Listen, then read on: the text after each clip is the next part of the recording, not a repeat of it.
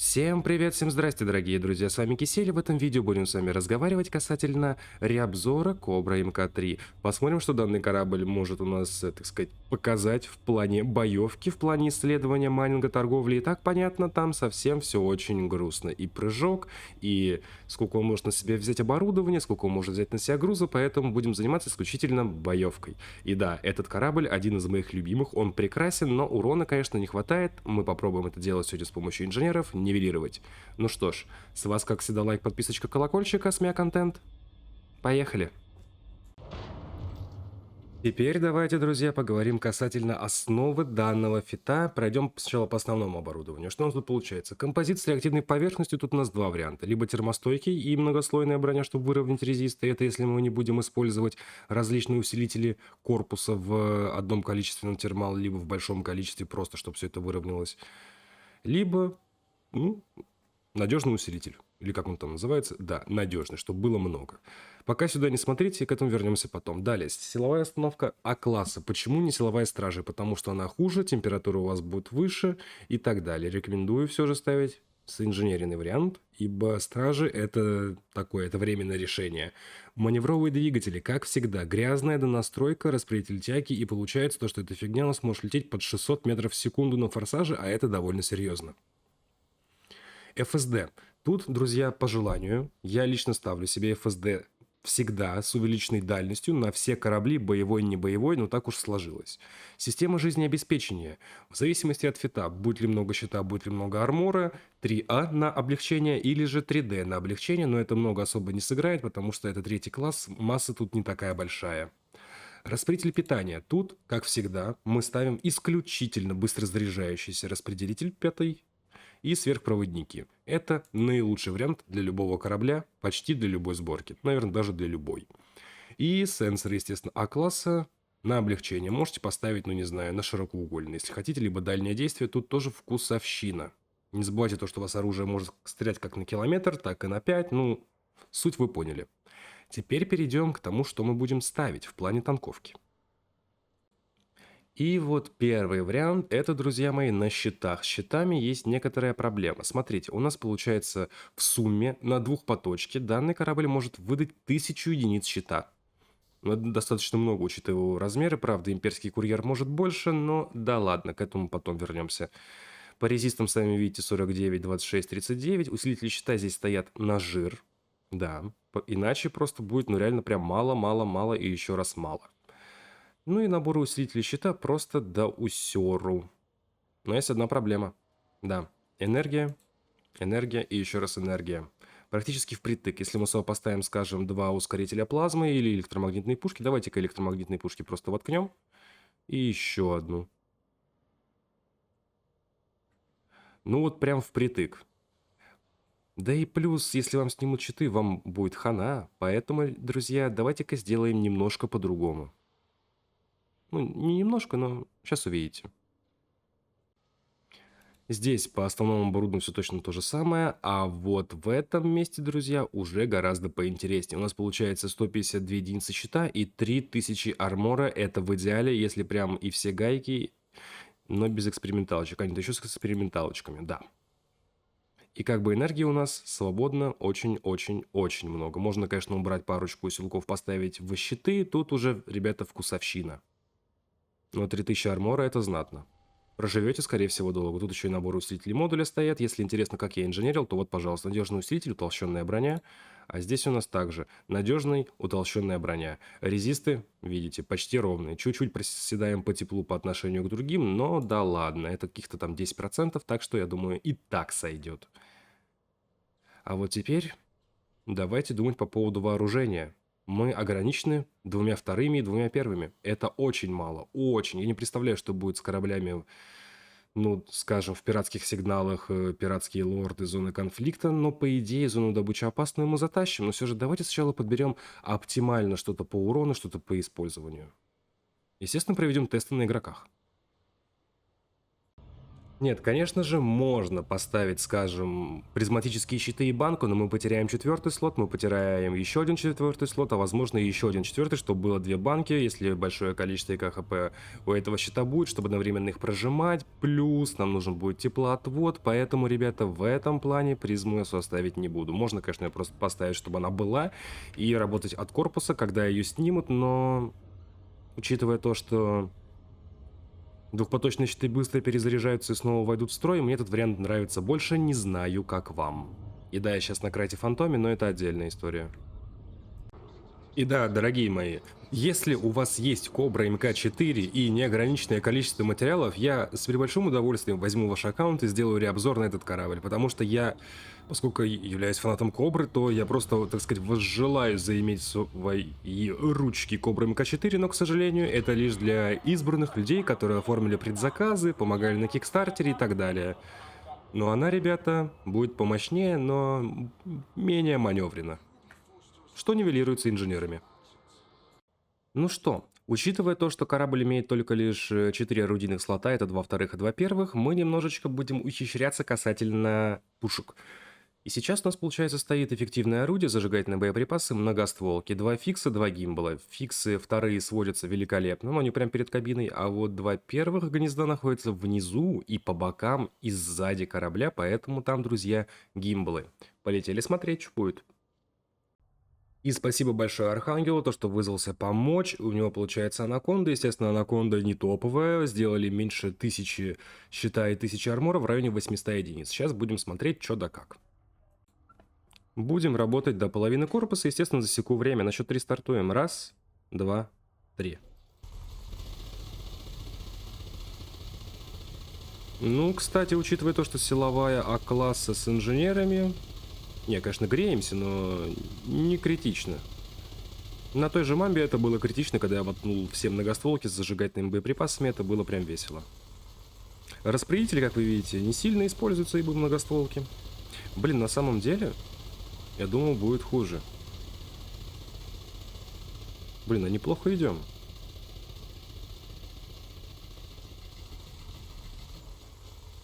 Учитывая размеры корабля, учитывая вооружение, учитывая, кого мы стреляем.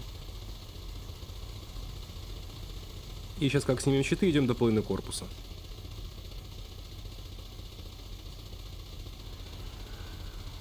Слушайте, а хорошо течет.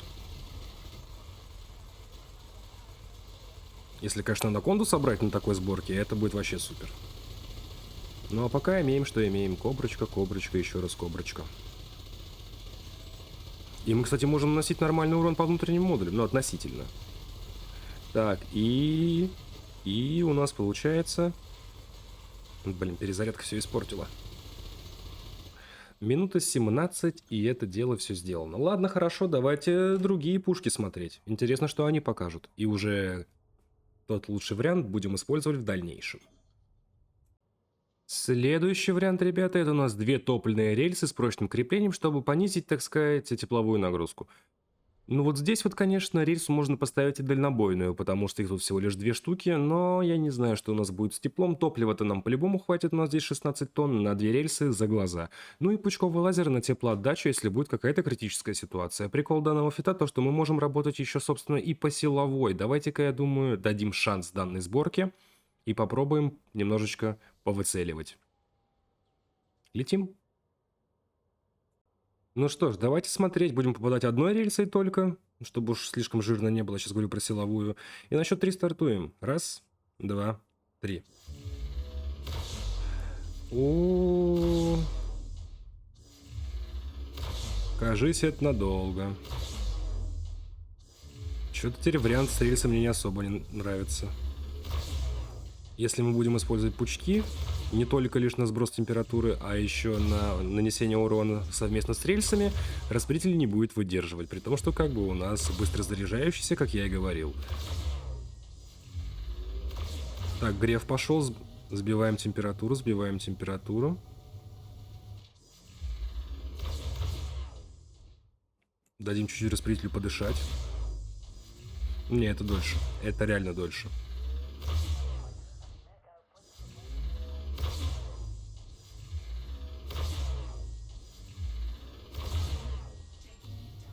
Прям намного дольше, друзья. А это были просто обычные многостволки. Надеюсь, плазма покажет себя лучше всех, на нее большие надежды. Не, это прям долго. Что-то температуру сбивать, и то делать, и 5-е, 10-е. Еще не забывайте то, что у неписи может быть, так сказать... Опа, вот это сейчас хорошо по силовой попали.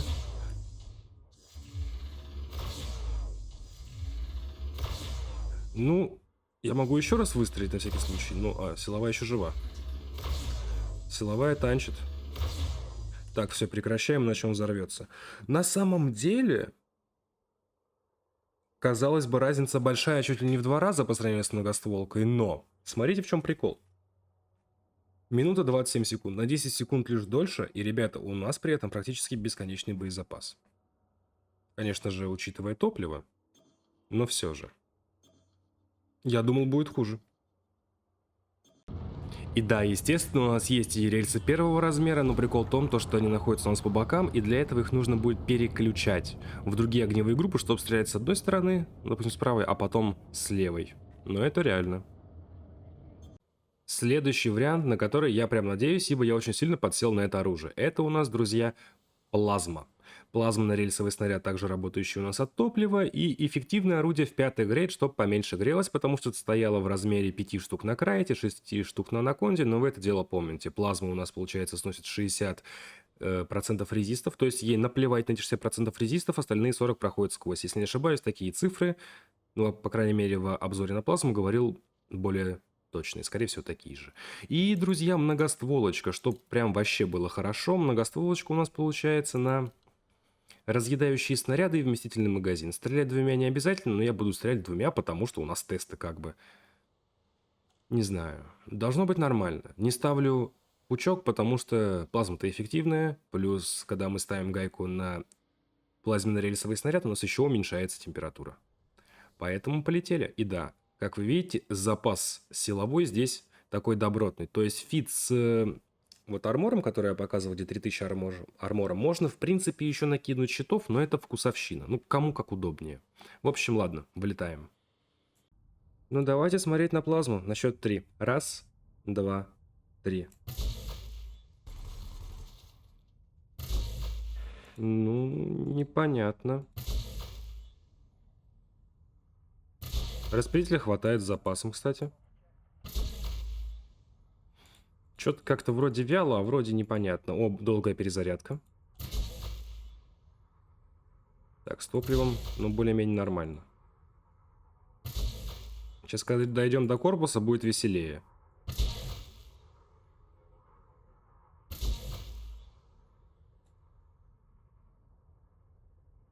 Да, перезаряжайся.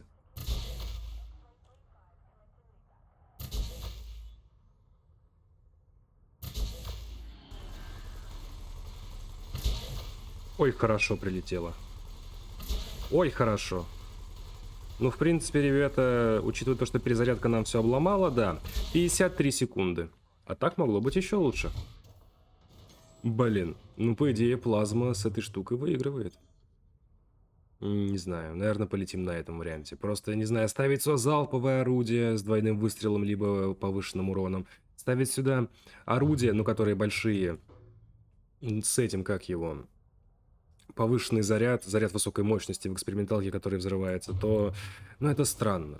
Ну, это будет не то, потому что 2 первых таких и 2 пучковых лазера... Нет. Давайте полетим, я думаю, так. Если знаете, какие интересные фиты касательно вооружения на Кобру, то, пожалуйста, поделитесь ими в описании под видео. В комментарии. Ну, будем давайте работать по стандартной схеме. Начнем с кораблей в зоне добычи опасной, маленькие, средние, может быть, встретим анаконду там, а потом уже будет понятно. Но что-то мне кажется, мы там, собственно, и останемся. Вряд ли мы сможем нормально, точнее, я со своими лапками смогу нормально работать против пиратов в пиратских сигналах. До маленьких целей я пока не добрался, но тут нарисовался сразу же имперский клипер. Ой, хорошо. Ой, хорошо. Только у меня уже нет щитов. Нормально. А чё нет-то? Конечно, на Фаофе будет получше, сразу говорю. Если вы, конечно, умеете. Я пока до этого еще морально не дорос. Блин, перезарядка не вовремя, очень не вовремя пошла перезарядка у плазмы.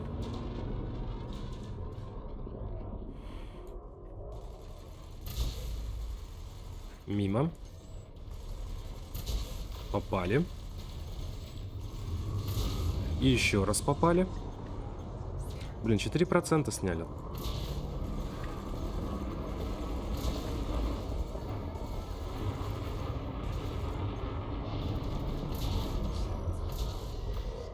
Еще чутка, и в принципе он будет разобран. Опять перезарядка. Не к спеху, которая не вовремя. Ну ладно, опа. Ну, в принципе, забрали мы его быстро. Проблем с такими кораблями быть не должно. А получили мы, естественно, не 72, а больше, потому что мы сейчас находимся с вами в горизонтах. Да, если вы заметили, то я решил снять реобзор в горизонтах. Чё бы нет, чё одна только Одиссея, чисто ради разнообразия. Скорее всего, вот это уже плохая идея. Щитов-то у него не так уж и много, но вот корпуса у этого парня может быть предостаточно. Плюс он маневренный. Это у нас Федерал Азалшип. И давайте-ка, знаете что, включу-ка я, пожалуй, ночное видение, чтобы видеть. Потому что временами бывает, эта хреновина будет меня слепить на форсаже. А так... О,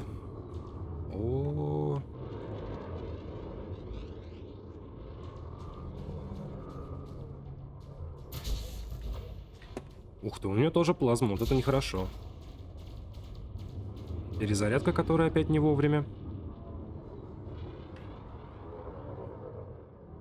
И плюс у него еще баночка активировалась. Попал по мне. Проклятая банка и проклятая плазма. Да что ж такое-то? Да, это неприятный противник для меня прям очень. Опять банка пошла у этого засранца.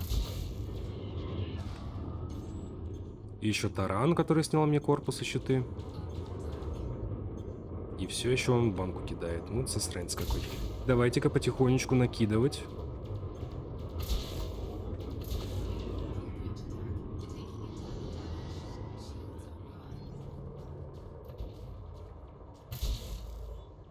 Ну давай, снесись уже.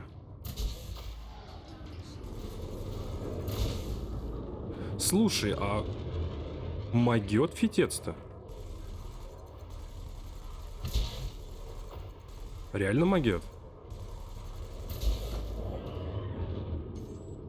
Я думал, будет хуже.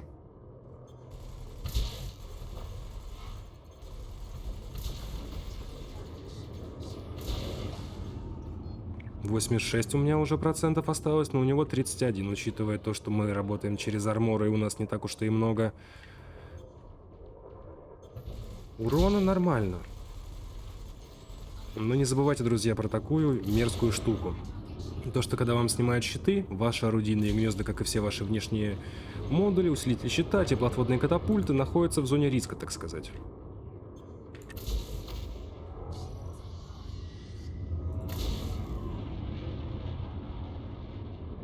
Давай, давай, докручивай, докручивай, докручивай, докручивай, докручивай. Отлично.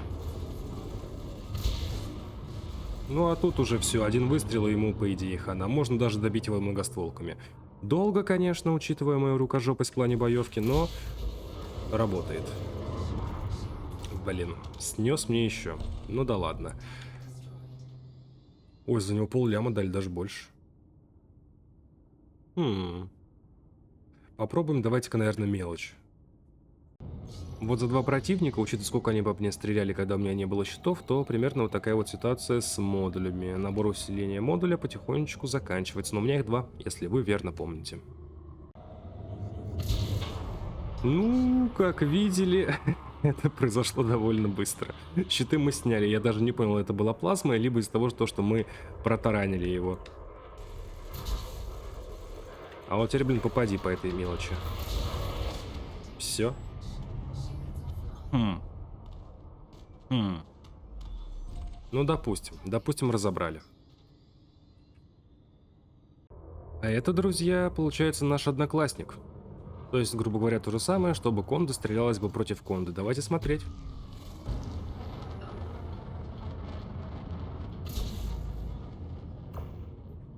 Ну, там было большое расстояние. Так. Я, правда, не помню, какой радиус полного урона. У плазмы вроде 2000. Да, теперь попробуй попади.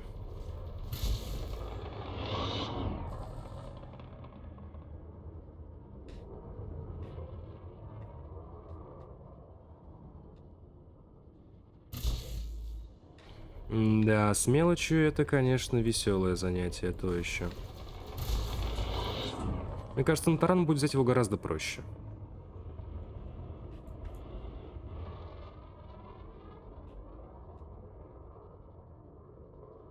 Сейчас он опять развернется, либо станется, не дай бог. Можешь попробовать реально таран?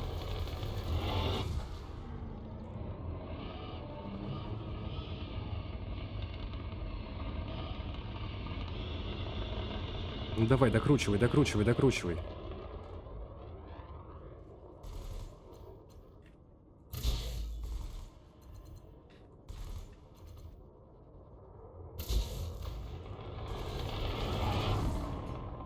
Нет, ну это надолго. У меня прям реальные проблемы с попаданием по мелким целям, которые еще быстро летают. Обычно с этим справляется мой истребитель, а не я. Короче, давайте многостволками будем добивать. А, он еще и Чафа врубил. Ой, Чафа. Ну да, Чафа. Так, щиты сняли.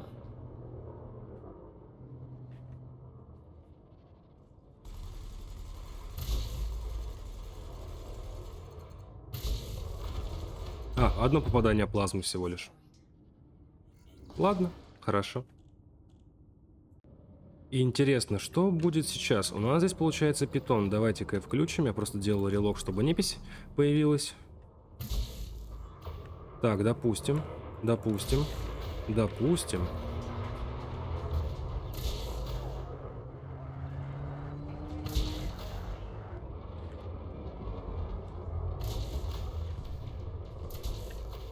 Щиты-то мы сейчас снимем, а вот дальше что будет?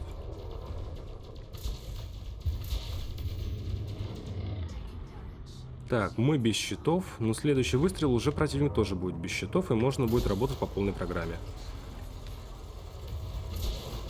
Ой, хорошо, слушай, а хорошо идет.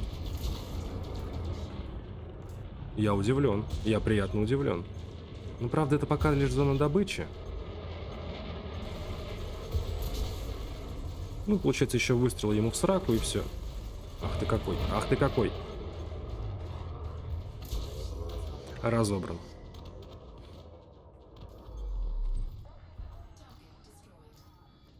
Нормально так. Давайте кого-нибудь побольше. Ой, друзья, даже не знаю, что сейчас будет. Наверное, следовало бы сначала отремонтировать корабль, а потом лететь. Ну да ладно, сейчас она меня просканирует, отлетит от меня. И мы в спину начнем шмалять из вторых плазм. Давай, анакондочек, сканируй. Она еще и элитная у нас. Ой, какой капец сейчас может быть, конечно. О, не, все. Это сейчас все будет плохо. Битва минут на 5, наверное. У нее еще турельный пучок, ты смотри на нее, а. Третий турельный пучок. Это неприятно.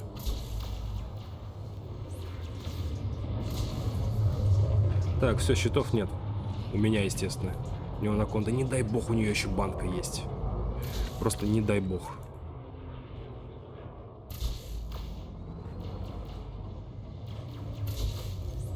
Напоминаю, если вы будете летать с фаофом, да и задним ходом, и с дальнобойными орудиями, ребята, все будет, конечно же, гораздо приятнее. Непись просто до вас, скорее всего, не будет достреливать. А вы в это время... Ой-ой-ой, у нее ракеты. А вы в это время будете стрелять. У нее ракеты — это очень плохо. Это просто максимально худшее, что может быть. Турельный пучок для меня и ракеты. Потому что ракеты что? Правильно, вышибают внешние модули. Надо аккуратней с ней. Слушай, ну она что-то банку не использует, либо ее просто-напросто у нее нету. Отлично. Накидываемся. Так. Это все очень, конечно, интересно, но мне стрёмно.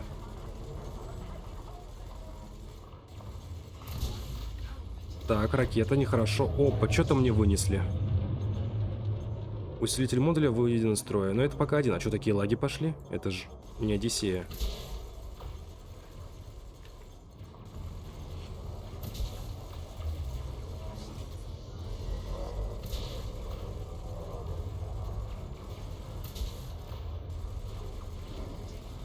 Че он по одной стреляет? Да я по две. Блин, вот это вообще не вовремя. Вот этот камушек вообще сейчас все испортил.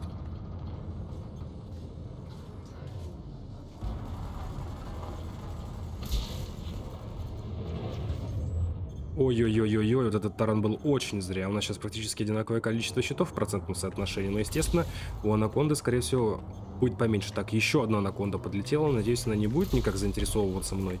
Я что, сейчас ракетами сбил, что ли? Не понял. Я, походу, ракету сейчас сбил многостволкой или что? Так, она восстанавливает щиты. Это очень плохо, это очень плохо. Она восстановила щиты, это просто ужасно. Стараемся, стараемся. Лучше, Кобра, давай, я верю в тебя. Я тебя люблю, давай, не подведи. Я хочу тебя еще завести подальше. В пиратские сигналы. Хочу, чтобы ты полетела. Давай, давай, давай. Ой, как же с тобой неудобно-то, анаконда. Будем держаться у него под пузом, там ее нет, пучка. Сказал под пузом и в верхней ее полусфере.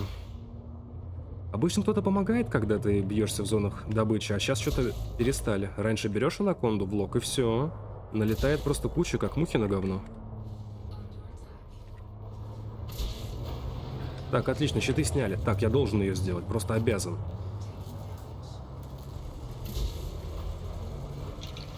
Кабина, кабина, кабина, кабина. Так, ракеты, ракеты, ракеты, это очень плохо. Ракеты это самое худшее. Давай, давай, давай, давай, давай, давай. Какой таргет Карго? Блин, вот был бы стервятник, было бы хоть поинтереснее. Там, блин, 2/3 плазмы, там побольше урона будет. Слушайте, все.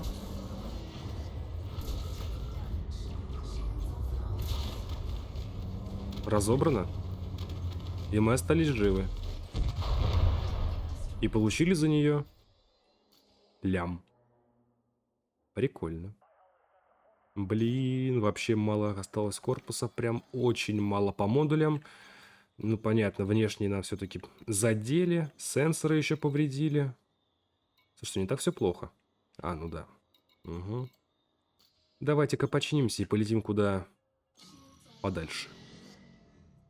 Ребят, вы сейчас будете ржать. Это реально смешно. Я не поставил усилители щита. То есть мы все это дело сделали с сотней щитов и 2500 брони. То есть я даже до конца не доинженерил. А вот это интересно. Пойдемте хотя бы усилки и поставим. Капец. Ну все, теперь моща 150 щита и резисты. Ладно, погнали. Я даже чисто представить боюсь, что нас сейчас будет ждать здесь. Как бы пиратская угроза 7 уровень, как бы Кобра. Я не знаю, что сейчас будет. Если я смогу хотя бы, не знаю, уничтожить анаконду, это уже будет просто, ну, я считаю, победа. Так, давайте-ка анакондочку, анакондочку, анакондочку, анакондочки. Тут почему-то... А вон была. Где же ты? Она вон там. Ну, ребята, с Богом. Да поможет мне Брабан. Вроде как его любимый корабль тоже, Кобра МК-3. Давайте сразу мы включим здесь себе ночное видение, чтобы видеть цель. Ох-ох-ох-ох-ох-ох. Хоть здесь она и смертоносная, но поверьте, смертоносная здесь и элита в зоне добычи — это совершенно разные анаконды. Да. Прекрасно. Опять пучок у нас. Ой-ой-ой, 3 пучка. 3 пучка, друзья. Это прям нехорошо. Они турельные еще к тому же. Это очень нехорошо. Кажись, мне конец. Это я уж заранее так думаю. Так, и много многостволок я вижу. Ну давай, потихонечку будем ее ковырять. Учитывая то, что у нас двухпоточный щит с экспериментальным эффектом на Fast Charge, то должно быть все, ну, относительно хорошо. Но, блин, 150 щита, ребята, это вообще просто, это ничто. Щитов тем более уже у нас нету. Так, что это у нас? Это что-то мне не нравится. Давай-ка задним ходом попробуем.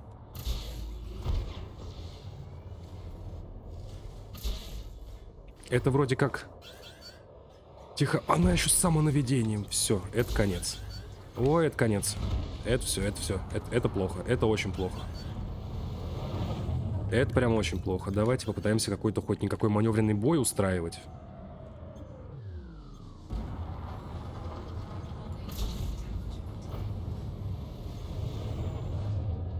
Да, неприятная ситуация сейчас может быть. Я не представляю, сколько я буду ее ковырять.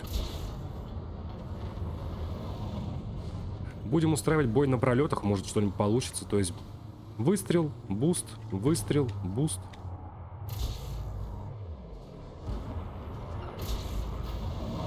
Слушайте, ну у нее, похоже, нету банки. Это может сыграть нам плюс. Хоть какой-то шанс да будет.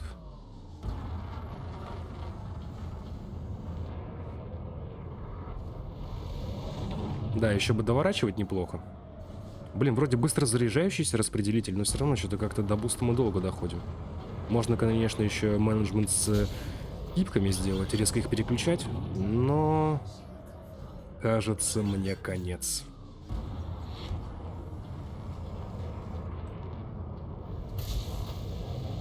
Я даже до половины щита не добрался, а у меня уже 89 корпуса осталось. Плюс повреждение модулей по-любому имеется уже.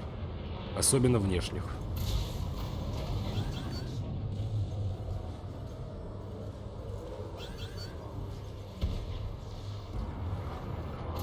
Там кто-то, видимо, строили точной обороны рядом, потому что она была сбита. Я сейчас про ракету.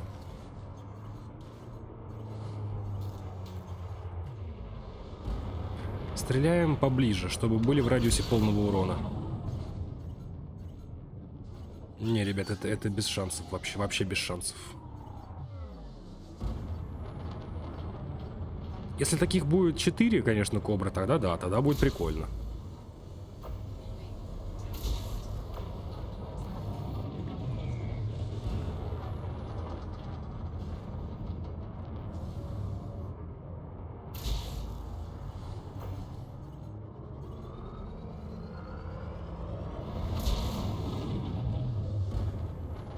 Блин, я стреляю, ей хоть бы хны.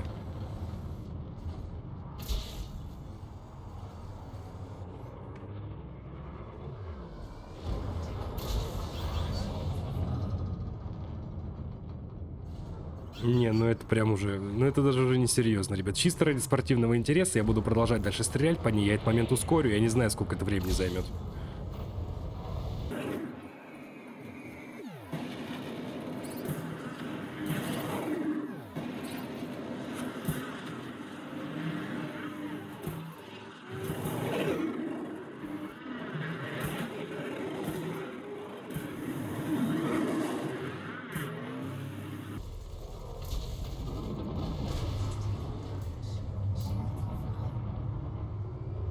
Я не знаю как, но таран починил мой ускоритель плазмы.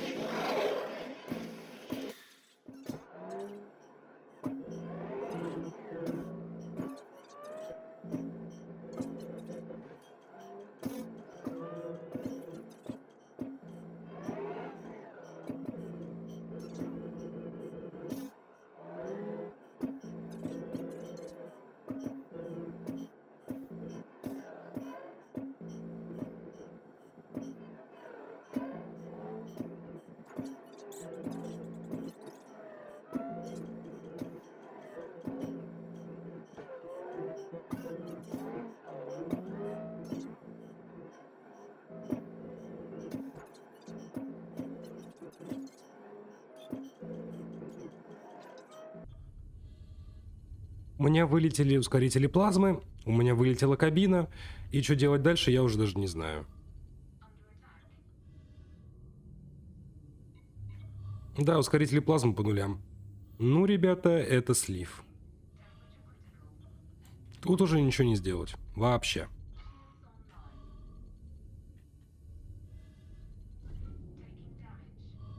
А вот сейчас есть шанс хоть какой-то.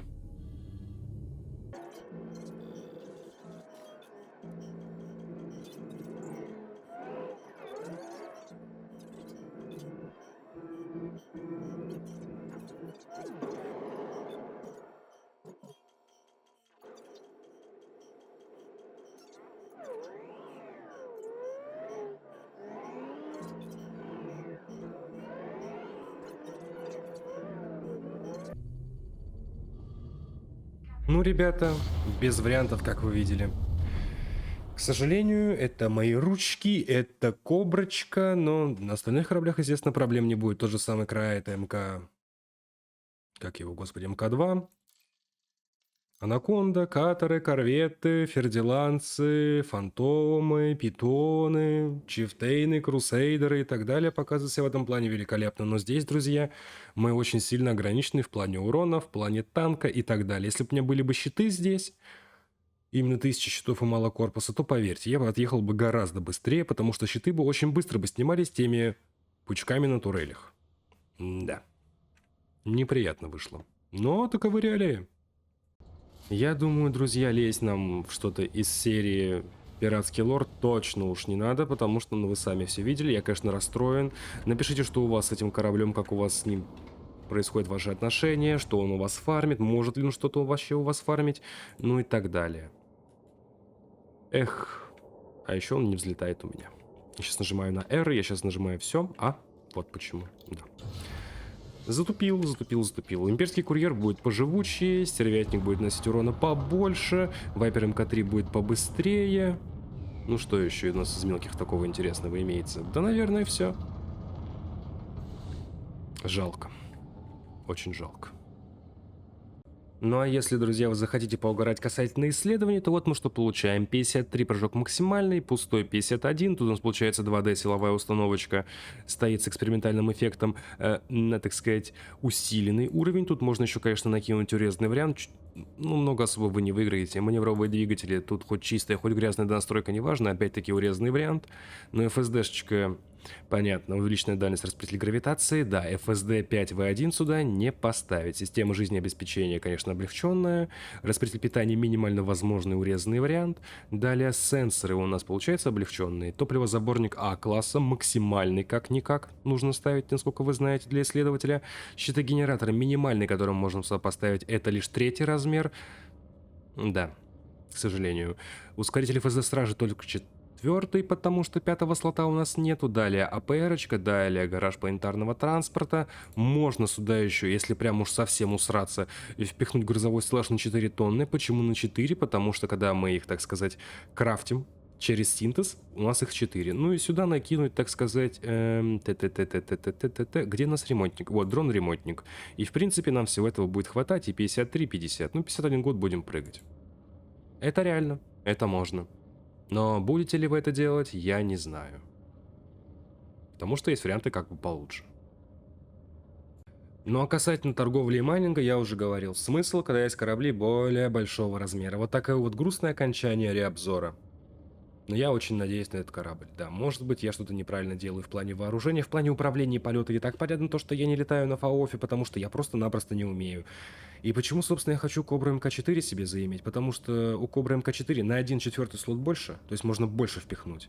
У нее на 1 единицу оружия больше, но прикол еще не в этом. У нее также 2/2 перед кабиной, но 3 единицы находятся не внизу, а на верхней полусфере корабля, что довольно-таки удобно. А у меня на этом все, друзья. Всем спасибо, что смотрели, ставьте лайки, подписывайтесь на канал, жмахайте колокольчик. В описании под видео будет ссылочка на плейлист со всеми видео касательно Light Dangerous, друзья, и там, получается, мы перешли отметку в 480 видосов, подходим уже к 500, вы просто представьте. Говорю, сколько я отснял, чтобы вы понимали, сколько контента завез я вам по этой игре, и поверьте, еще много-много-много снимать. Плюс, Многие видосы я структурировал в плейлисты. Что это означает? 1/5 всего, что отснято, раскинуто по 21 плейлисту. Вас там ждет и обзоры кораблей, топы кораблей, реобзоры, как собирать различные фиты под различные задачи, материалы, данные, стражи, различные вещи, связанные с стражами, будь то даже те же самые модули, их оружие, еще обзоры на вооружение, вооружение ручное, комбинезоны, инженеры, торгоиды, ребята, дофига чего полезного, но все-таки общая информация в одном большом плейлисте. Плюс будут ссылочки на социальные сети, такие как Инстаграм, группа ВК, Дискорд-сервер и Телеграм-канал, где публикуется информация о выходящих видео непосредственно в день их релиза, друзья. Также в Телеграме и Дискорде имеются чаты, что вы могли общаться друг с другом на различные темы, касательно различных игр, искать компашку, чтобы поиграть хоть в КС-ку, хоть в дотку, я вас не осуждаю. Сам играю в различные игры, как по жанру, так и по сеттингу. И еще момент. Моя эскадрилья получила минорную фракцию. Что это означает? У нас есть своя система, свои станции, свои космопорты, и мы расширяемся. Если хотите в этом деле поучаствовать и побгсить, то welcome в Discord. Там подробные правила вступления, правила эскадры, из серии «Мы не дергаем шнуры» и так далее. Пожалуйста, еще пишите, какие игры вы хотите видеть на канале, какие обзоры, какие гайды, какие стримы. Спасибо. А на этом давайте прощаться. С вами был Кисель, всем до встречи и пока-пока.